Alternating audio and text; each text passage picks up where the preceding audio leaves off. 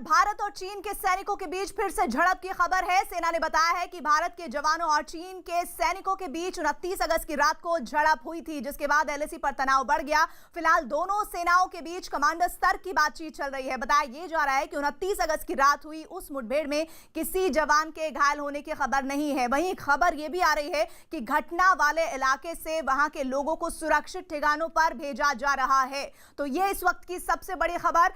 हालांकि आपको हम ये बताते चले कि इस बीच लगातार खबरें चीन की तरफ से आ रही थी कि वो वहां पर अपनी एक्टिविटीज को बनाए हुए हैं, लेकिन चीनी सैनिकों के साथ झड़प में हमने 200 सैनिकों को वहां से खदेड़ दिया है। लद्दाख के एलजी के साथ पीएम ने बैठक की है और उसके बाद आगे की रूपरेखा पर विचार किया जा रहा है कि क्या कदम वहां के लोगों की सुरक्षा के मद्देनजर उठाए जा सकते हैं।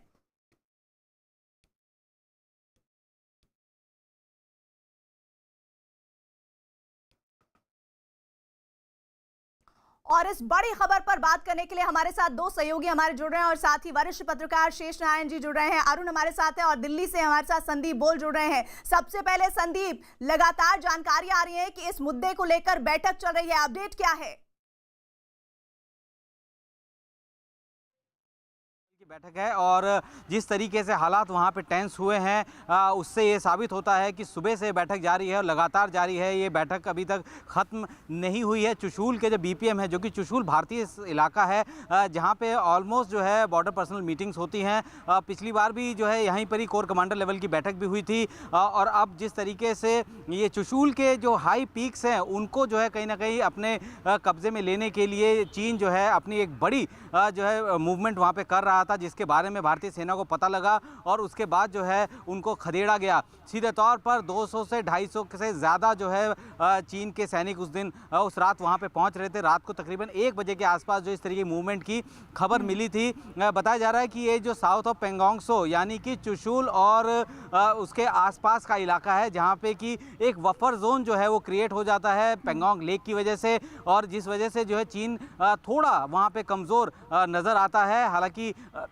जिस तरीके की स्थितियां बनी हुई है, भारतीय सेना की तरफ से पूरी तैयारी वहां पे की जा चुकी है और हम लोग पूरी तरह से डटे हुए हैं। चीन पूरे भारी भरकम हथियारों के साथ, यहाँ तक कि जो एक टेंट वेंट बनाने के, अपना पूरी छावनी तैयार करने के सामान के साथ वो वहाँ पे पहुँच रही थी। जैसे ही भारतीय सेना को उसकी मूवमेंट की जानकारी लगी, भारतीय सेना ने एक्ट किया और एक्ट करने के बाद जो है उनको उस इलाके में घुसने से रोक दिया है। तो अभी फिलहाल टेंशन बहुत ज़्यादा उस जगह है जहाँ ये बीपीएम मीटिंग हो रही है, जहाँ पे ब्रिगेड लेवल की मीटिंग हो रही है, उससे महज कुछ ही दूर ये वाकया हुआ है। और आप जो बता रहे हैं वो पूरा इलाका भी दिखा रहे हैं हम ग्राफिक के जरिए कि वो इलाका कौन सा है जहां पर ये एग्जैक्ट झड़प होने की जानकारी है। उधर एलएसी पर भारत और चीनी सैनिकों के बीच झड़प के बीच पीएम मोदी से बातचीत के बाद लद्दाख के लेफ्टिनेंट गवर्नर आर.के. माथुर गृह मंत्रालय पहुंचे हैं और मंत्रालय के बड़े अफसरों से बात की है।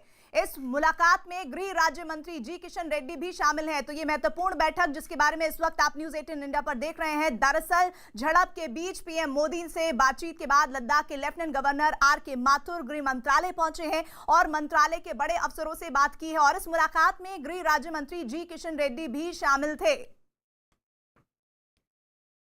हमारे साथ शेष जी भी जुड़े हुए हैं। शेष जी, इस मुलाकात के मायने क्या है, क्योंकि ये भी लगातार जानकारी आ रही है कि पूरे इलाके को खाली करने की भी तैयारी की जा रही है।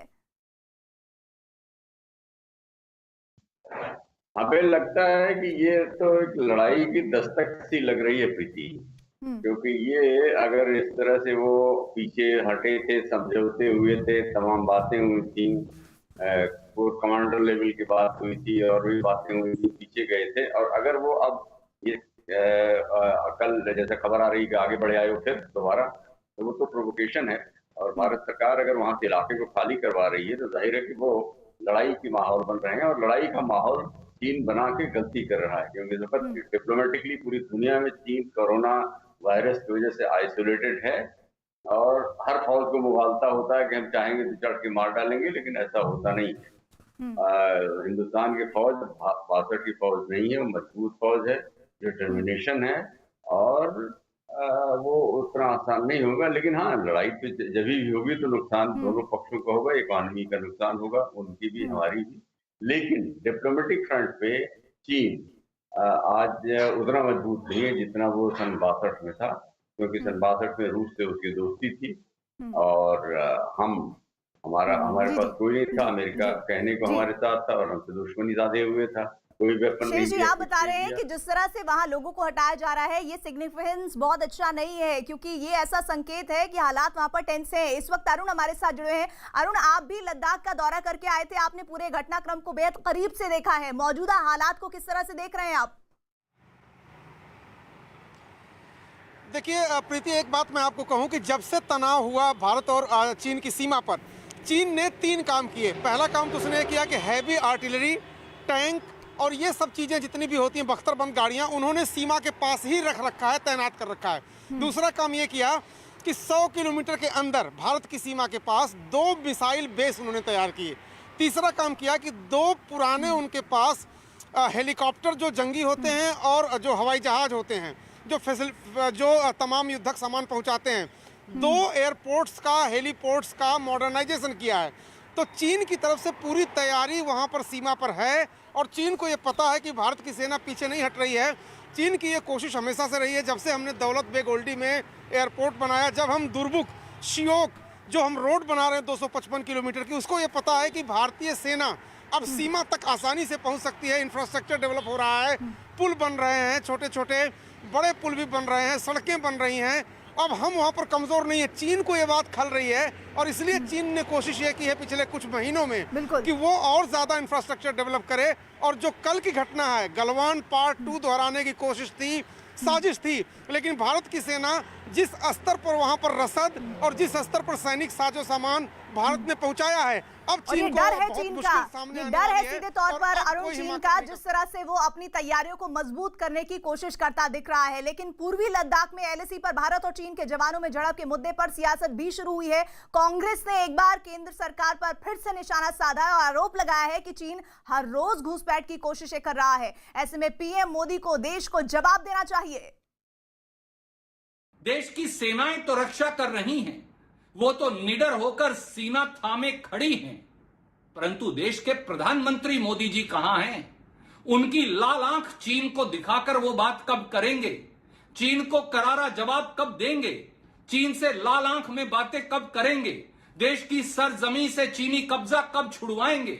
और देश के रक्षा मंत्री राजनाथ सिंह जी कहां हैं? हमारी ये मांग है कि प्रधानमंत्री जी और रक्षा मंत्री जी सामने आए और पूरी यथास्थिति से देश को अवगत करवाएं। और इधर कांग्रेस के हमले के बाद बीजेपी नेता संबित पात्रा ने पलटवार किया। उन्होंने दावा किया कि कोई भी भारत की संप्रभुता के साथ खिलवाड़ नहीं कर सकता। मुझे लगता है यह किसी पार्टी का विषय नहीं है, पूरे देश का विषय है और सरकार ने इस पर एक वक्तव्य भी जारी किया है मिनिस्ट्री ऑफ डिफेंस के ओर से। वो वक्तव्य आप सबके सामने है और मैं तो आज इस प्लेटफॉर्म से इंडिया की आर्मी को और हमारे जवानों को सल्यूट करता हूं। भारतीय जनता पार्टी और भारत की जनता उन्हें सल्यूट करती है कि जिस जाबाजी के साथ उन्होंने अपना कर्तव्य निवारण किया है और जिस प्रकार भारत के संप्रभुता को बचाया है, वो अपने आप में सलाम के काबिल है। हम सब नतमस्तक होकर